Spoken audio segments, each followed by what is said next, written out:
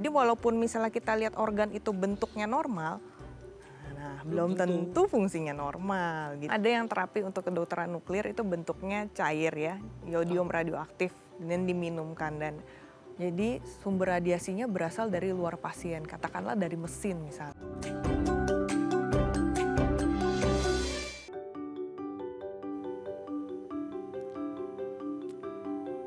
Halo pemirsa, apa kabar Anda hari ini? Senang sekali saya Raden Madlias dapat kembali menemani Anda dalam sebuah program talk show inspiratif. Ini dia Bincang Sehati.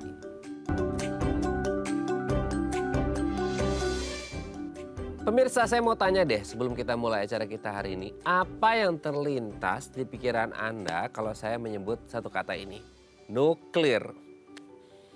Pasti urusannya sama bom gitu ya. Waduh, ini perang dan lain sebagainya. Aduh, meni serem pisan gitu ya kalau kita ngomongin nuklir. Tapi tahukah Anda, ternyata energi nuklir yang selama ini mungkin kita kenal hanya dipergunakan untuk bidang pertahanan, ternyata juga bisa dipakai di dunia medis. Loh, kok bisa? Untuk apa? Gimana caranya? Kan bukannya serem ya, itu kan bisa mematikan dan lain sebagainya. Eits, tunggu dulu. Makanya hari ini kita akan membahas dan mengenal lebih mendalam tentang kedokteran nuklir. Wih, seru banget ya. Makanya jangan kemana-mana, tetap di Bincang Sehati. Nah, sebelum kita membahas seputar kedokteran nuklir, kita akan membahas terlebih dahulu beberapa mitos faktanya. Nah, untuk membahasnya telah hadir bersama kami di studio Bincang Sehati ada Dr. Kristilia Oktaviani, SPK NTM, dokter spesialis kedokteran nuklir dan diagnostik molekuler dari Sechi Hospital. Selamat pagi Dr. Kristilia, apa kabar? Baik, selamat pagi Mas Raden. Sehat ya dok ya? Sehat, terima Gak bawa kasih. nuklir kan dok? Enggak, bersih. Saya kayaknya harus cross check dulu gitu ya. Karena mungkin sebagian orang ngerti nuklir itu sebagai sesuatu yang sangat mengerikan ya. Karena selama ini mungkin kita ngerti nuklir tuh ya untuk perang lah dan sebagainya. Pokoknya serem banget deh gitu ya. Apalagi nanti dampak radiasinya segala macam. Kok ujuk-ujuk ini ada kedokteran nuklir. Meskipun gak ujuk-ujuk banget sih, udah lama. Cuma mungkin banyak orang yang belum ngeh dengan kedokteran nuklir. Sebelum kita mengenal lebih mendalam, kita kenalan dulu dengan mitos faktanya ya seputar kedokteran nuklir. Yang pertama, katanya bisa nyebabin mandul nih dok gitu. Banyak orang pingin punya anak, abis nikah, promil dan lain sebagainya. Ternyata katanya kalau ada lagi sakit atau apa, terus pengobatnya pakai kedokteran nuklir bisa menyebabkan mandul. Nah betul nggak sih kalau akhirnya si teknologi nuklir ini yang digunakan dalam dunia medis bisa menyebabkan kemandulan? Mitos atau fakta? Kalau pertanyaannya menyebabkan kemandulan sih mitos ya Mas ya. Karena zat radioaktif yang kita gunakan untuk diagnostik itu jumlahnya kecil. Jadi tidak akan merusak sel. Jadi tidak ada efek samping. Makanya diagnostik di kedokteran nuklir ini aman ya. Nah, begitu juga untuk terapinya. Terapi di kedokteran nuklir ini terapi bertarget. Jadi spesifik tuh ke organ tertentu. Jadi kalau misalnya kita terapi hipertiroid ya, di mana kelenjar tiroid atau kelenjar gondok kita mengalami hiperfungsi, berfungsi berlebihan. Nah, terapi di kedokteran nuklir ini spesifik ke tiroidnya aja. Jadi tidak akan merusak organ-organ sel-sel yang lain. Gitu. Tidak akan mengganggu sel-sel reproduksi yang untuk kesuburan. Jadi tidak akan menyebabkan infertilitas atau kemandulan. Nah itu dia, itu kan sebenarnya bukan hanya di kedokteran nuklir, dok. Maksudnya banyak banget treatment-treatment, tindakan-tindakan dalam dunia medis yang ditakuti oleh banyak orang terkait dengan fertilitas, terutama untuk perempuan seperti itu ya. Nah kebetulan kalau kita ngomongin kedokteran nuklir tidak seperti yang dibayangkan oleh banyak orang. Betul. Jadi kayak spesifik target ya, targetnya spesifik. Kalau yang di sel A ya sel A aja, nggak akan menyebar termasuk ke reproduksi dan lain sebagainya. Beda dengan treatment-treatment yang lain gitu ya. Jadi aman kalau Anda mungkin lagi promil dan Anda kayak keharusan harus ditindak pakai kedokteran nuklir, aman gitu ya. Oke, kita lanjut yang kedua ya. Tindakannya memicu kanker. Orang kan sakit, berobat, pinginnya sembuh gitu ya. Nah mungkin salah satu yang disarankan adalah rujukannya pakai kedokteran nuklir. Tapi sakit nggak mau nanti kalau sakit terus pakai kedokteran nuklir nanti malah bisa berujung cancer. Loh kok serem ya, kok jadi satu penyakit ke penyakit yang lain juga gitu. Nah ini mitos atau fakta? Ini juga mitos ya. Aman berarti. Aman ya. Jadi kalau untuk diagnostik yang tadi seperti saya bilang, untuk mendeteksi suatu penyakit itu kan menggunakan zat radioaktif yang kecil. Jadi tidak ada efek sampingnya, tidak akan merusak sel, jadi aman. Dan begitu juga untuk terapi, tidak akan menyebabkan kanker lain. Justru terapi di kedokteran nuklir ini digunakan untuk menyembuhkan kanker gitu. Contohnya kanker tiroid ya. Jadi mitos yang beredar itu lebih serem memang kita dengernya. Betul. Jadi tidak menyebabkan kanker ya. Iya, betul. Justru malah kalau ada satu penyakit tertentu yang mungkin bisa dibilang kanker, itu salah satunya bisa ditindak dengan si nuklir ini sendiri. Betul, gitu terapi ya. di kedokteran nuklir. Nah, itu Bisa dia. digunakan untuk beberapa jenis kanker ya, kanker Betul. tiroid, kanker prostat gitu, kanker neuroendokrin seperti itu. Buat para bapak-bapak nih ya. Nanti kita lanjut ya ngomongin detailnya seperti apa ya. Kita Betul. lanjut yang ketiga nih. Wah, jadi gini, ini kan diawali dari nuklir yang selama ini kita kenal sangat mengerikan dan mematikan. Jadi banyak orang bilang kalau tindakan pakai kedokteran nuklir itu menimbulkan rasa sakit dan panas yang sangat luar biasa. Kenapa? Karena ya pasti di pikiran kita nuklir ya dok ya. Itu kayak bom ya dok ya gitu kayak panas, radiasi, pasti sakit dan lain sebagainya. Betul nggak sih kalau akhirnya ketika orang dirujuk, oke kayaknya ibu bapak harus tindakannya pakai kedokteran nuklir. Enggak dong, itu sakit, panas dan lain sebagainya. Apakah sesakit dan sepanas itu atau gimana? Enggak. Mitos lagi? Ya itu mitos lagi ya. Gimana Karena nih? memang ada yang terapi untuk kedokteran nuklir itu bentuknya cair ya, iodium radioaktif dan diminumkan dan pasien itu kita tanya dong, ya apa rasanya ya, tidak ada rasa apa-apa. Kalau diminum terus rasanya panas, saya curiga itu miras jangan-jangan. Ya, dan tidak menimbulkan rasa nyeri ya. Iya, betul. Berarti memang dia tidak menimbulkan rasa apapun ya Iya. ketika orang ini oke tindakannya di kedokteran nuklir, makanya selama ini kita takutkan rasa panas, rasa sakit itu nggak terjadi sama sekali. Iya, Bahkan betul. mungkin dokter punya pasien, mereka bahkan nggak ngerasain apa-apa Iya. gitu ya.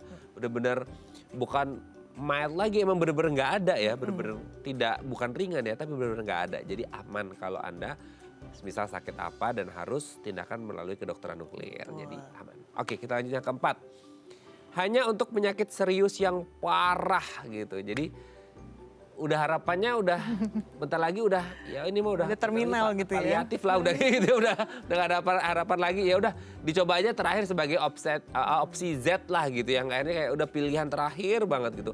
Ini the worst skenario-nya seperti ini, udah nuklir deh gitu, apa yang terjadi terjadilah gitu. Gimana tuh dok? Iya memang sih mayoritas ya yang datang ke kedokteran nuklir memang penyakit-penyakit kanker ya, pasien dengan penyakit kanker. Namun ada juga yang non-cancer ya, yang bukan kanker, misalnya gangguan endokrin. Nah itu juga bisa diterapi dengan kedokteran nuklir gitu. Atau bisa juga orang yang sebenarnya kondisinya sehat ya, ingin tahu apakah ada gangguan fungsi jantung, apakah ada gangguan daerah jantung yang tidak mendapatkan suplai pembuluh darah. Kita sebutnya dengan iskemik misalnya ya. Oke.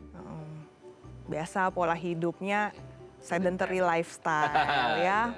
Males gerak, mager-mager, kaum rebahan, obesitas, makan nggak dijaga, nggak dikontrol. Terus saat periksa misalnya ronsennya bagus, EKG-nya rekam jantungnya bagus, ekonya bagus. Tapi apakah sebenarnya benar-benar sebagus itu fungsinya? Nah ini bisa kita cek deteksi dini dengan sidik perfusi miokard namanya.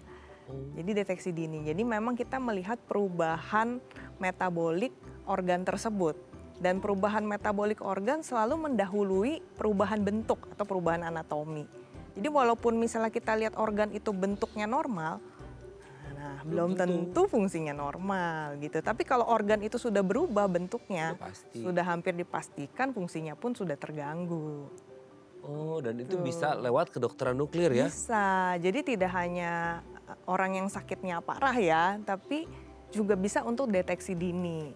Oh, berarti hampir sama kayak gini dong dok. Maksudnya kalau bukan hanya penyakit parah, maksudnya deteksi dini, ibarat kata kayak jantung tadi dokter sebutkan kan.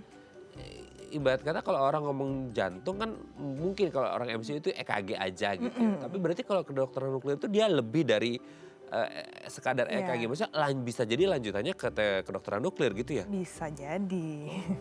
Oke. Nanti kita bahas lebih mendalam ya. Boleh. Seperti apa gitu ya. Oke, kita lanjut yang terakhir. efek radiasinya, wah ini dia. Kalau ngomong radiasi dan teman-temannya gitu Iya. ya. Kayaknya menakutkan gitu ya. Menakutkan, karena apa? Tidak hanya menakutkan ketika pas tindakan, tapi mereka juga ngomongin salah satunya efek samping sama efek kedepannya. Buruk ya, kayak misal ya beberapa yang kita tahu kan adalah untuk yang cancer itu rambutnya rontok lah, menghitam lah, kulitnya dan lain sebagainya. Nah kalau kedokteran nuklir, ini katanya aduh dampaknya ya sekarang mungkin nggak kerasa, tapi mungkin 5-10 tahun lagi ada dampak buruknya, betul nggak sih? Atau gimana? Jadi semua tindakan di kedokteran nuklir itu, baik itu diagnostik, baik itu terapi, itu udah menggunakan prinsip ALARA. ALARA itu as low as reasonably achievable. Jadi yang kita berikan adalah seminimal mungkin, radioaktivitas seminimal mungkin untuk mendapatkan hasil yang optimal. Sehingga paparan radiasi dan beban radiasinya itu bisa dikurangi gitu. Jadi tidak akan memicu hal-hal yang aneh gitu ya di masa depannya gitu. Dan itu disesuaikan juga nggak sih dok? Maksudnya kayak dengan jenis penyakitnya, Iya, kondisi orangnya kan bisa betul. jadi kayak dia sakit A tapi dia komorbidnya banyak gitu kan. Sebenarnya treatment ini hanya untuk penyakit A tapi komorbidnya juga harus diperhatikan juga nih Iya. gitu. Itu juga jadi pertimbangan nggak sih? Betul, kita pertimbangkan juga itu ya. Kan pemeriksaan dan terapinya harus holistik ya gitu, Betul. menyeluruh. Oke, jadi aman. Maksudnya semua itu kan tidak ujuk-ujuk langsung datang, langsung tindakan di kedokteran nuklir langsung tindakan. Tapi kan ada ya anamnesisnya dulu Iya, betul. gitu kan, ini segala macam sehingga akhirnya oke orang ini pas dan sesuai dan ya layak lah untuk mendapatkan ini dan pasti tindakannya pun aman. Bahkan untuk ya 5-10 tahun atau Iya. ke depannya nanti seperti apa itu akan tetap aman gitu. Jadi Betul. tidak berbahaya. Iya. Oke, terima kasih dok sudah terjawab mitos faktanya. Ini kayaknya udah gak sabar lagi ya para pemirsa untuk mengetahui lebih mendalam lagi kedokteran nuklir. Ini mungkin masih banyak yang oke mitos faktanya terjawab tapi sebenarnya kedokteran nuklir itu gimana cara tindakannya gitu ya. Mungkin ya orang kayak apa ditembak dengan radiasi atau gimana nanti kita bahas di segmen selanjutnya ya dok ya. Oke pemirsa kalau Anda punya pertanyaan seputar tema kita hari ini boleh tanya-tanya di 0212903244 atau DM Instagram kami di @bincangsaatidai.tv. Kami akan segera kembali.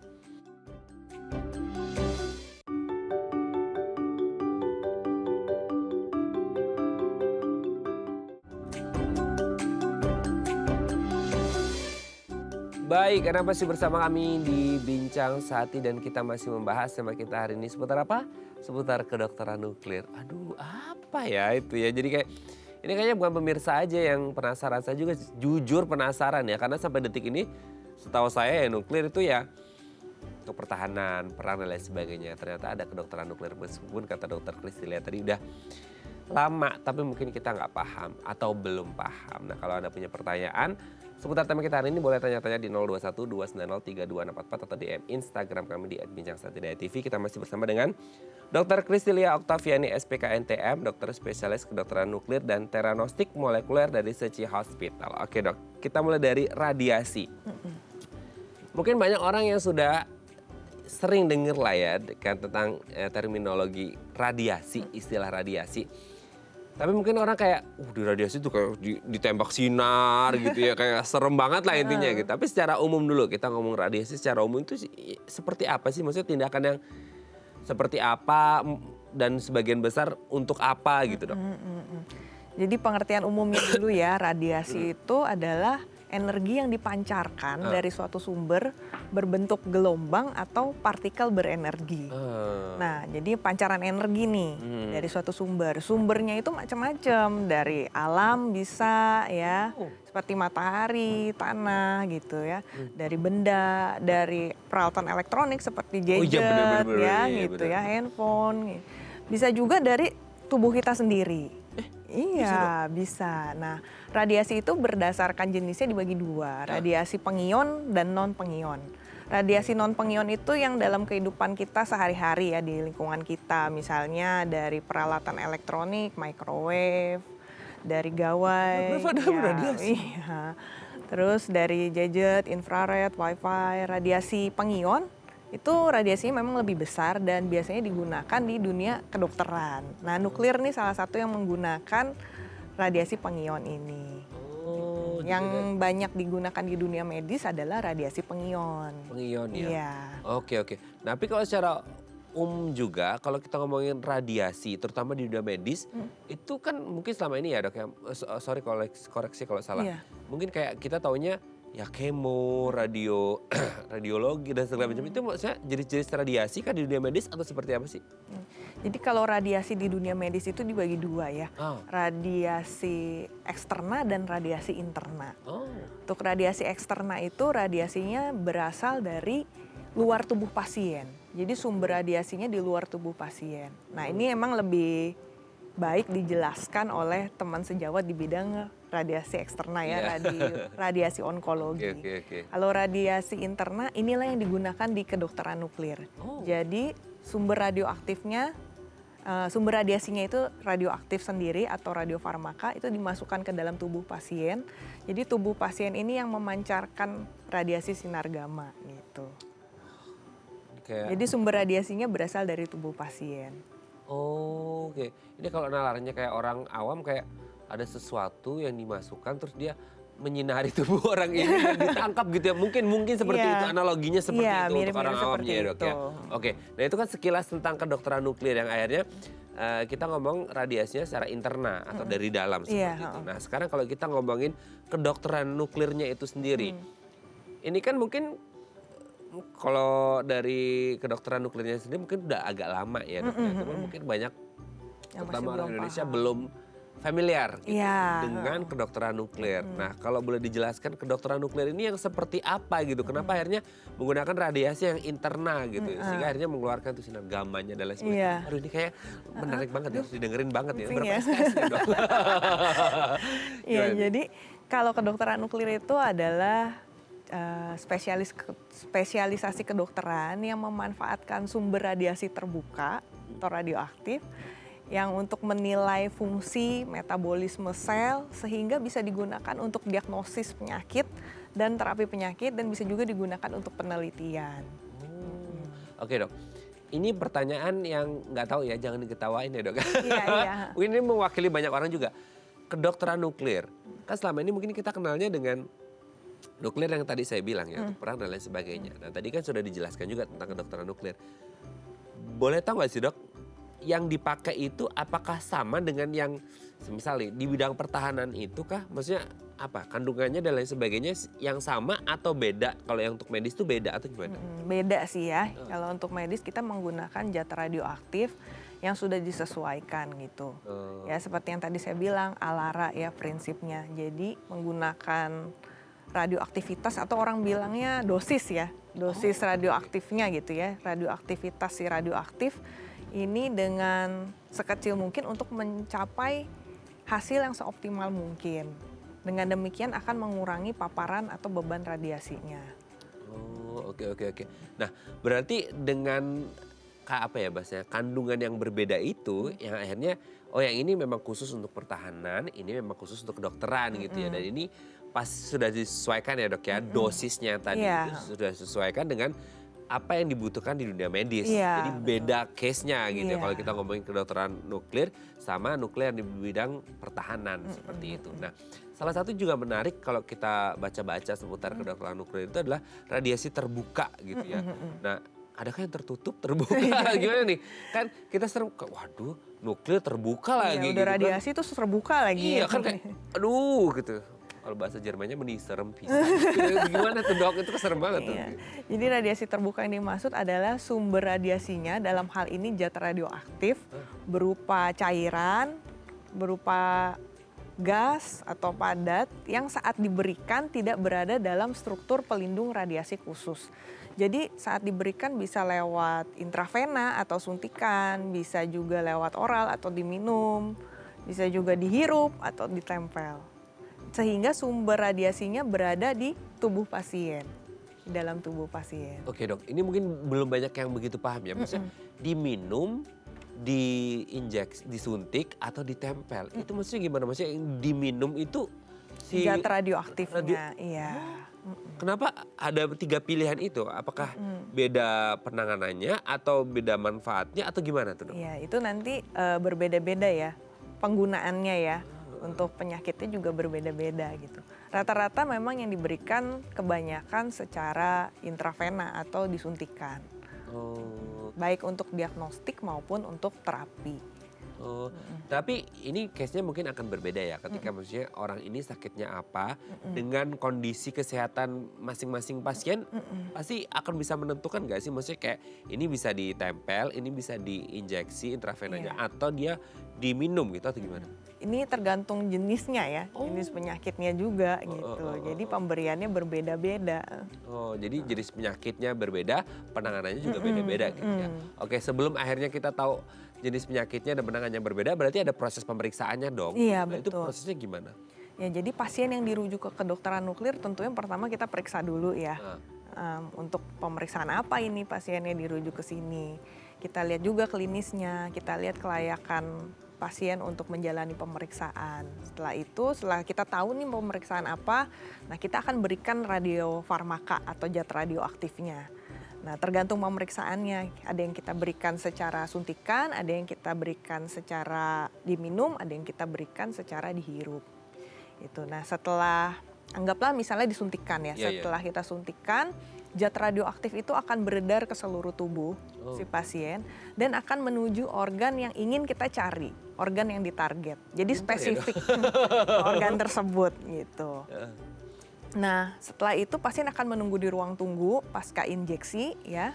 Setelah itu pasien akan berbaring di bawah kamera. Nah, radiasi yang dipancarkan oleh pasien, radiasi yang mengandung sinar gamma dari zat radioaktif tadi, itu akan ditangkap oleh detektor kamera. Ya, kameranya akan tangkap radiasinya itu. Dan oleh sistem komputer akan direkonstruksi menjadi sebuah gambar. Gambar atau foto atau citra kita sebutnya ya, yang menggambarkan perubahan metabolik di tubuh pasien. Menggambarkan fungsi dari organ si pasien itu. Oke, berarti dia tujuannya ke organ tertentu ya? Iya, betul. Oke. Nah, organnya apa dan bisa jumlahnya berapa mungkin nanti kita bahas di segmen Iya, selanjutnya ya. betul. Ini saya jadi terkagum-kagum ya, itu hebat banget ya itu menimbulkan memancarkan sinar gamma terus ditangkap sama kamera. Nah, menarik juga nih nanti kita ngomongin kamera juga ya. Iya, Ini kamera seperti apa? Apa kamera buat selfie-selfie kayak kita? Bukan ya, nanti kita bahas di segmen selanjutnya ya, Dok ya. Oke pemirsa, kalau Anda masih punya pertanyaan seputar tema kita hari ini boleh tanya-tanya di 0212903244 atau DM Instagram kami di @bincangsaatidayatv. Kami akan segera kembali.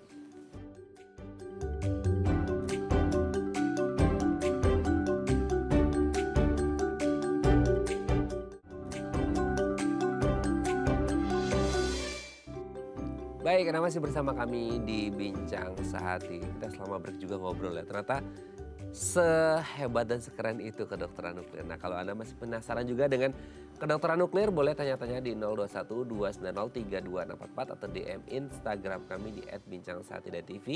Kita masih bersama dengan Dr. Kristilia Oktaviani SPKNTM, dokter spesialis kedokteran nuklir dan teranostik molekuler dari Seci Hospital. Oke, Dok. Kan gini, tadi sempat kepotong di organ-organ apa aja gitu ya, yang akhirnya dia dituju tuh gitu ya. Ini kan kalau selama ini ya, maksudnya selama ini tuh kita taunya ketika ada orang menjalani terapi yang melibatkan radiasi, kan kayaknya tadi sempat kita bahas sebenarnya kayak mungkin rambutnya akan rontok dan lain sebagainya gitu kan. Nah kalau tadi kan menarik nih kalau kedokteran nuklir ini, kok bisa ya si ini semisal ke tiroidnya atau ke jantungnya dan lain sebagainya itu kok bisa menuju ke titik yang satu, itu kan cerdas sekali gitu ya. Nah itu emangkah radioaktifnya memang dibuat dikhususkan ya, tadi kita ngomong spesifik target juga gitu ya, ke target itu atau gimana sih Dok? Kok bisa sehebat itu teknologinya gitu? Jadi di kedokteran nuklir ini berdasarkan fungsi ya, fungsinya organ. Jadi misalnya ada organ tertentu punya reseptor tertentu gitu, nah dibuat suatu zat radioaktif yang bisa berikatan dengan reseptor tertentu ini. Jadi spesifik, jadi tidak akan lari kemana-mana gitu.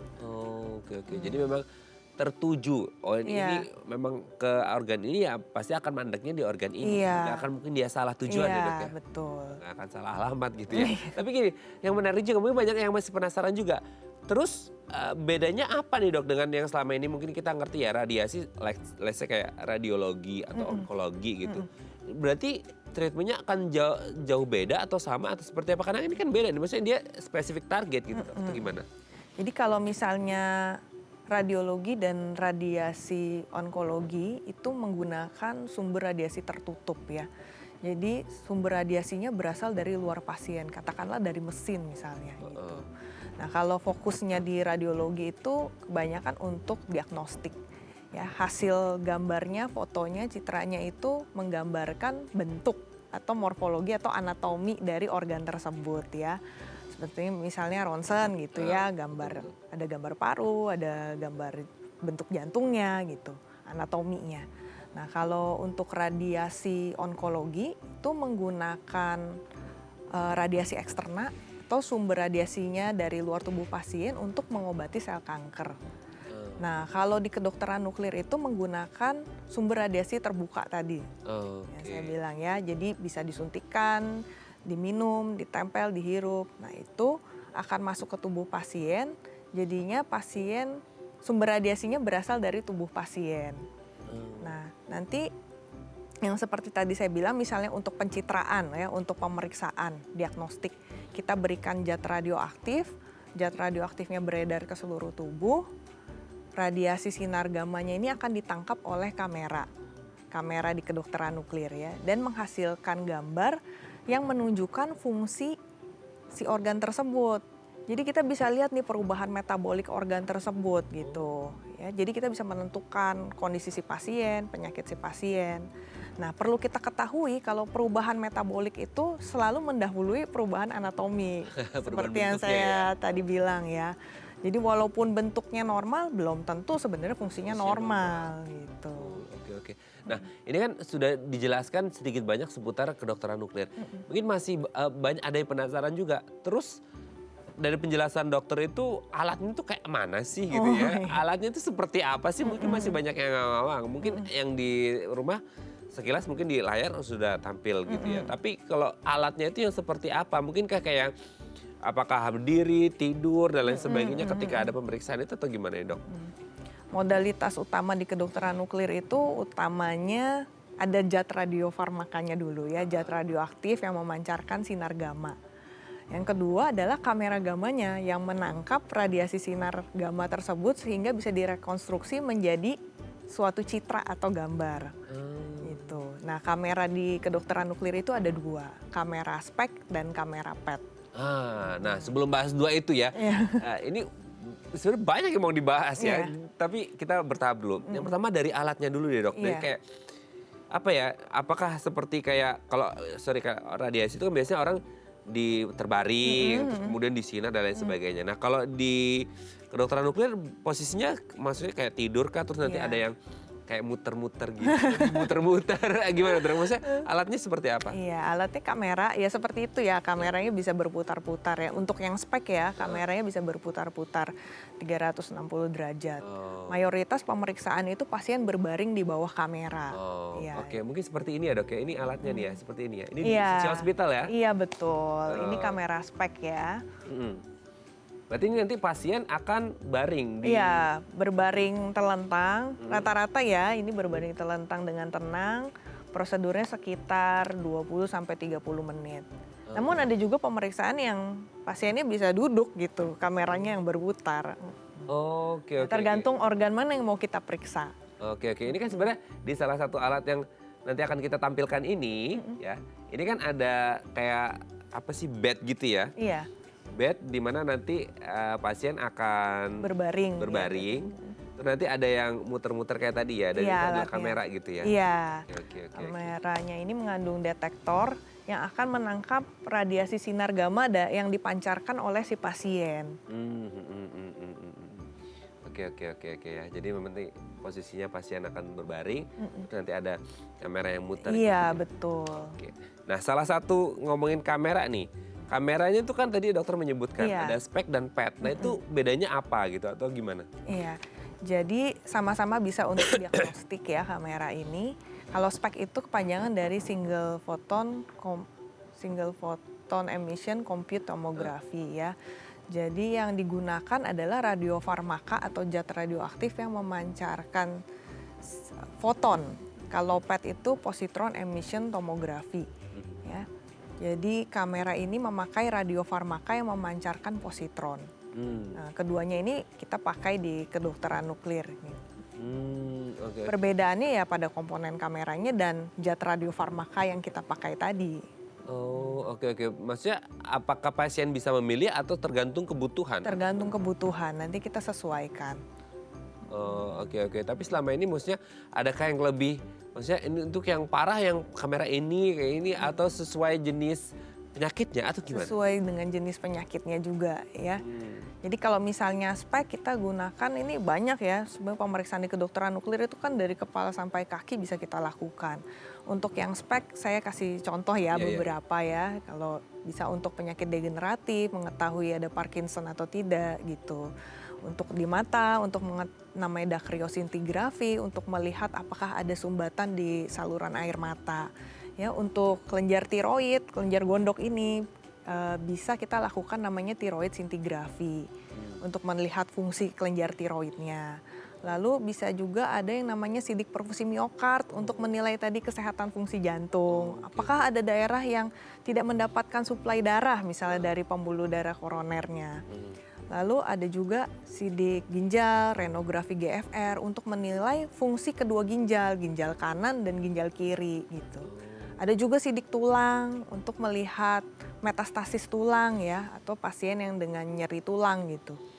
Terus ada juga sidik kelenjar limfe untuk melihat apakah ada sumbatan di kelenjar limfenya. Wah, dan masih banyak lagi itu ya yang spek ya.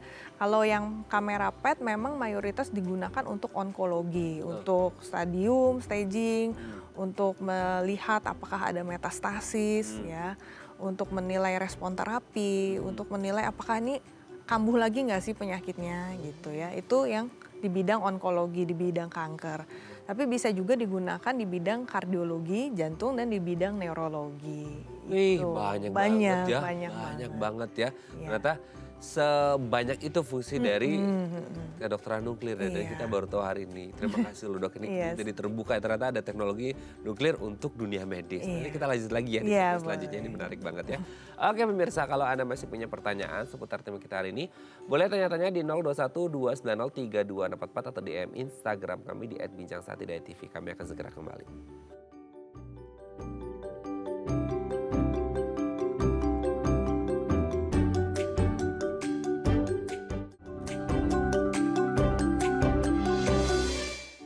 Baik, karena masih bersama kami di Bincang Saati dan kita masih membahas tema kita hari ini seputar kedokteran nuklir. Wih, keren ya. Nah, kalau Anda masih punya pertanyaan atau masih terbingung-bingung ya, ternyata ada kedokteran nuklir yang pakai nuklir gitu ya.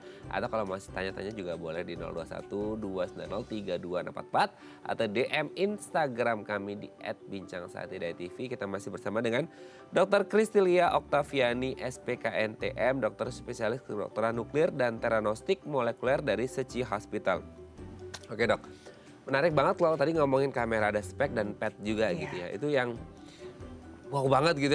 Saya pikir itu cuma kayak nangkap sinar gamanya aja gitu ya. Ternyata lebih dari itu ya, dengan berbagai fungsinya lah gitu. Sangat luar biasa dari ujung kaki sampai ujung kepala ya dok ya. Nah gitu. Nah sekarang di Seci Hospital itu sendiri itu ada kamera yang mana? Apakah spek atau PET atau dua-duanya atau gimana? Atau berdasarkan kayaknya kebutuhan di Seci Hospital salah satunya atau gimana? Di Suci Hospital kita memiliki keduanya. Kita punya spek dan PET. Keren. Kalau yang spek, layanan spek sudah berjalan, yang PET ini coming soon ya. Oh, gitu. segera ya. Oke. Alatnya kami sudah ada. Alatnya sudah ada. Oke. Berarti untuk apa ya bahasanya, penggunaan pemakaiannya itu sendiri nanti dari tim lah gitu ya, dari Lia dan tim akan menentukan bahwa ini spek, ini PET seperti itu ya. Betul. Oke. Selama ini berarti yang kepake sudah di Seci Hospital di spek karena memang pasiennya yang dibutuhkan adalah kamera yang spek atau gimana? Iya, saat ini itu dulu. Oke. Kalau yang spek itu yang muter tadi ya? Iya, kalau betul. Kita coba lihat ya di gambarnya ya. Nah ini yang spek ini atau gimana? Iya, ini yang spek, yang berputar ya detektornya. Oke. Ini prosesnya bisa berapa lama sih dok? Bisa 20 sampai 30 menit umumnya. Jadi pasiennya memang harus bisa berbaring dengan tenang ya, telentang seperti ini. Oke. Ini dalam kondisi apa sih dok? Mereka perlu di apa biasa aja, perlu di anestesi juga Oh atau enggak atau gimana? tenang aja, tidur aja udah gitu. Oke, oke. Yang penting tenang ya, berbaring tenang. Oke. Berbaring tenang, biarkan alatnya yang bekerja gitu ya. Iya. Oke. Nah ini kalau ini yang spek ya? Ini yang spek. Ini yang spek ya. Oke.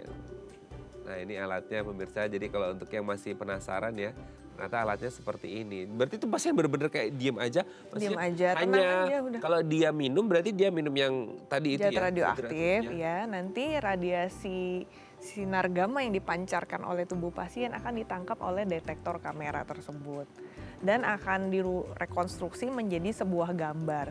Gambar ini yang nantinya menunjukkan perubahan metabolik ya, metabolisme dan fungsi dari sel-sel di organ tersebut. Itu beda nggak sih dok? Maksudnya kayak antara diminum sama ditempel sama yang injeksi tadi, tetap alatnya ini juga dengan meskipun dia minum atau injeksi? Iya, alatnya sama juga. Kan kita mau beda-beda ya pemeriksaannya. Tujuan yang ingin kita cari tahu juga berbeda gitu. Oh, oke. Ini- Nah, kalau ini gambar apa ini dok? Ini contohnya ya kita lihat ini tulang-tulang ya, ini sidik tulang, bone scan. Kita bisa lihat yang gambar A itu ada beberapa titik-titik yang lebih hitam dari sekitarnya, itu menandakan lesi metastasisnya. Yang tadi, kalau ini yang sidik seluruh tubuh ya, dengan menggunakan iodium radioaktif. Oh, oke. Ini untuk melihat apakah ada metastasis kanker tiroid. Oke. Kalau ngomongin tingkat keberhasilan dari alat-alat tadi itu gimana ya dok ya? Bukan dari Secara alatnya umum? mungkin ya, Oh. mungkin dari terapinya maksudnya. Terapinya, heeh. Tingkat keberhasilan terapi di kedokteran nuklir itu bervariasi ya, tergantung dari kondisi si pasien, kondisi klinis pasien, karakteristik penyakit, dan jumlah radioaktivitas yang kita berikan. Ya, radioaktifnya ya. Nah, kalau misalnya saya ambil contoh ya, untuk pengobatan hipertiroid yang sudah umum dilakukan dengan iodium radioaktif, itu tingkat keberhasilannya sekitar 60-100% menurut penelitian. Iya, dengan 1 kali pemberian. Lalu kalau untuk yang terapi kanker tiroid, untuk terapi ablasi atau menghancurkan sisa jaringan tiroid setelah pembedahan gitu, kita menggunakan juga iodium radioaktif, itu tingkat keberhasilannya mendekati 100%. Wow. Ya. Oke. Itu tergantung stagingnya nggak sih dok? Iya, itu terus kembali lagi yang tadi seperti saya bilang, kondisi pasien, karakteristik penyakit, dan radioaktif yang kita berikan ya, radioaktivitasnya. Oke. Oke dok, sebelum kita lanjut, ini ada DM Instagram, kita Oh, akan iya. coba tanyakan ya. Ini melihat hasilnya sangat luar biasa, kita coba ambil pertanyaan nih dari Boleh. pemirsa ini, dari Pak Willy ya. Dok, apa boleh pasien kanker yang sudah berulang kali terapi radiasi kemo, ini urusan kemo ya, dan lain-lain terus pindah jalur ke kedokteran nuklir, bahaya nggak ya? Perlu jeda setelah terapi sebelumnya atau gimana? Terima kasih. Nah gimana nih dok? Ini tergantung. Kombinasi ya kayaknya, atau gimana? Ini tergantung juga ya sebenarnya penyakitnya apa dulu gitu ya. Karena memang tidak semua penyakit bisa langsung pindah jalur ke kedokteran nuklir itu. Ya. Seperti yang tadi saya sempat bilang, kankernya misalnya kanker tiroid yang berdiferensiasi baik ya. Lalu kanker prostat dan kanker neuroendokrin. Biasanya sih ini kita bekerja sama ya, berkolaborasi dengan sejawat di bidang lainnya. Iya. gitu. Oke, nah biasanya kan gini kan, ada juga orang yang suka dokter shopping gitu. Maksudnya kayak banyak orang yang belum sabaran setelah treatment ini pindah treatment dan lain sebagainya. Nah, kalaupun akhirnya kayak ada rujukan gitu ya, kayak pingin nyobain ke dokter nuklir, siapa tahu hasilnya lebih bagus gitu. Itu berarti harus kayak konsultasi dulu ke dokter Iya. sebelumnya untuk konsultasi ke dokter selanjutnya atau gimana sih dok? Prosedurnya itu gimana? Konsultasikan pertama kepada dokter yang memegang si pasien ya, dokter penanggung jawab utamanya. Terus kalau ingin bertanya ke kedokteran nuklir ya silahkan aja gitu, datang dulu berkonsultasi dengan kami, dokter spesialis kedokteran nuklir, untuk kami pilihkan gitu terapinya ya, yang seperti apa. Bisa atau tidak, pertamanya itu bisa atau tidak dulu ya di terapi di kedokteran nuklir. Kalau bisa terapinya seperti apa. Oke. Ya, terus radioaktif yang digunakan apa? Radioaktivitasnya berapa? Radioaktivitas tuh seperti dosisnya lah gitu ya. Oke. Oke. Nah perlu jeda nggak kalau akhirnya kayak setelah treatment ini kayaknya nggak bisa sih ke kedokteran nuklir, tapi perlu jeda setelah benar-benar kayak badannya itu tuntas dari treatment Iya, radiasi sebelumnya. baiknya adalah ada jedanya dulu ya. Kita biasanya lihat juga dari kondisi klinis si pasien, keadaan umum si pasien. Kita pastikan dulu keadaan umumnya itu ya pasti Support ya. baik dulu ya. Karena biasanya kalau sudah habis kemoterapi misalnya ya, itu kan hasil-hasil darahnya semuanya rendah gitu, anemia ya. Nah, terus fungsi ginjalnya biasanya ada gangguan, sedikit meningkat di ureum kreatininnya. Nah, ini biasanya kita normalkan dulu gitu. Oh, tapi berarti ada dong kondisi yang kayaknya ini udah nggak boleh layak di Iya. kedokteran nuklir gitu. Iya, bisa. Oke, berarti harus diperiksa, tetap diperiksa di awal ya. Tetap kita periksa dulu. Gak ujuk-ujuk pasien, dok kayaknya kedokteran nuklir paling oke deh untuk ini. Enggak ya? Iya, kita lihat dulu kebutuhan si pasien, klinisnya pasien, kebutuhannya apa sih gitu, biar nggak salah ya. Betul-betul. Jadi Tetap harus diperiksa dulu. harus diperiksa demi kebaikan dan Iya, keselamatan si pasien ya, dok. betul. Ya, oke dok, nanti kita lanjut lagi ya di segmen Iya. terakhir. Nggak kerasa kan, dok? Iya. Bentar aja. Oke pemirsa, kami akan kembali saat lagi. Tetap bersama kami di Bincang Sehati.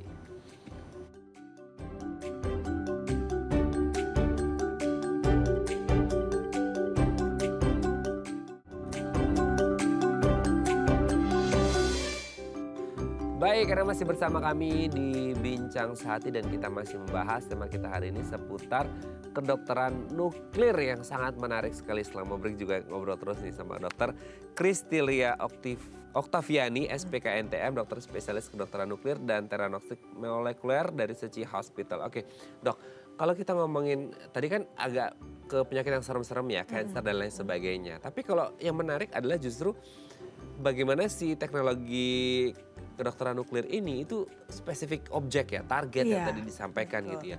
Nah kalau cancer oke lah, karena ngomongin sel kanker yang semisal di organ apa gitu ya. Nah ada gak sih case selain cancer yang mungkin banyak nih pasiennya dokter Kristilia temukan bahwa oh penyakit ini ternyata kayak orang udah capek banget nih gini-gini segala macam pengobatan ini ternyata dia rekuren gitu ya, muncul lagi kambuh lagi gitu ya. Akhirnya kayak udah deh kita ke kedokteran nuklir aja dan ternyata buek gitu, berhasil gitu. Itu ada nggak kasus seperti itu, dok? Ada ya. Itu yang non kanker ya, non cancer ya, non onkologi itu hipertiroid. Hipertiroid itu suatu penyakit kasusnya banyak ya, dok, autoimun ya, di mana kelenjar gondok atau kelenjar tiroid kita berfungsi secara berlebihan. Jadi kelenjar tiroid ini berjalan sendiri, tidak mau diatur oleh tubuh kita. Nah, biasanya itu pengobatannya ada pilihannya ya. Pertama obat anti tiroid ya. Kedua operasi, ketiga adalah terapi di kedokteran nuklir menggunakan iodium radioaktif. Ya. Ya, jadi kalau pasien sudah minum obat berulang kali, sembuh, merasa terkontrol, sebenarnya bukan sembuh sempurna ya, Iya. terkontrol gitu, tapi lalu kambuh lagi sehingga dosis obatnya dinaikkan, diturunkan, naik, turun gitu.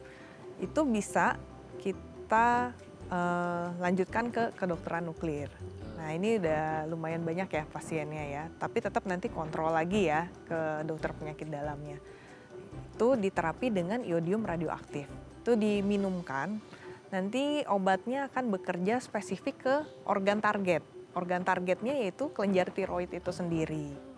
Oke. Nah biasa kalau pengobatan secara umum mungkin orang takut kalau dilakukan tindakan invasif ya, operatif dibedah gitu kan. Itu kan yang paling banyak. Kalau di kedokteran nuklir berarti dia tidak invasif ya. Maksudnya dia akan bahasa umumnya nggak dibedah, nggak dibedah. Iya, tidak Jadi ada dia akan proses ngepes atau pembedahan. gimana tuh, dok?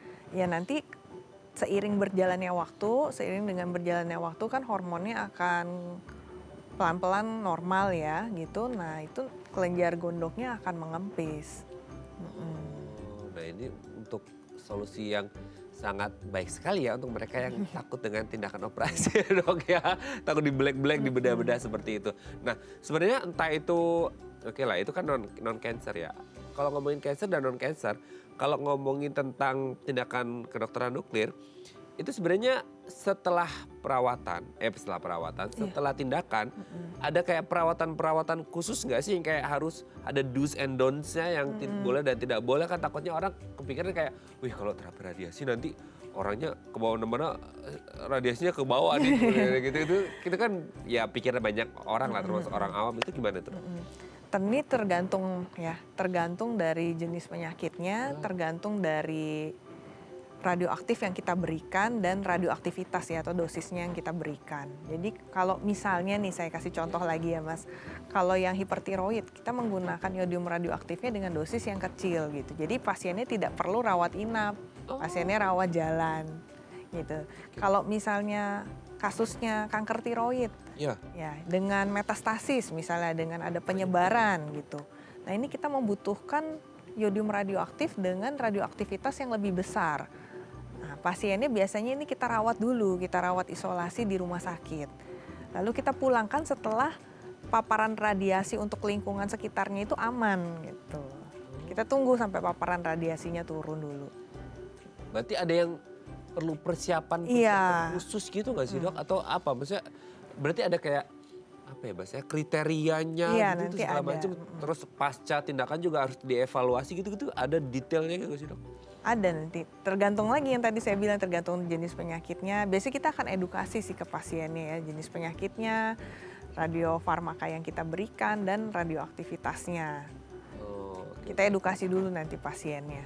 Sehingga pasien mengerti ya bahwa ini tindakan kedokteran nuklir ini seperti ini, apa yang harus dilakukan, dipersiapkan, apa yang boleh dan tidak boleh. Iya. Oke, terima kasih Dokter Christilia ini. Jadi mungkin angin segar ya untuk mereka yang mungkin lagi bingung nih nyari apa nih alternatif terapi ya. Terapinya seperti apa.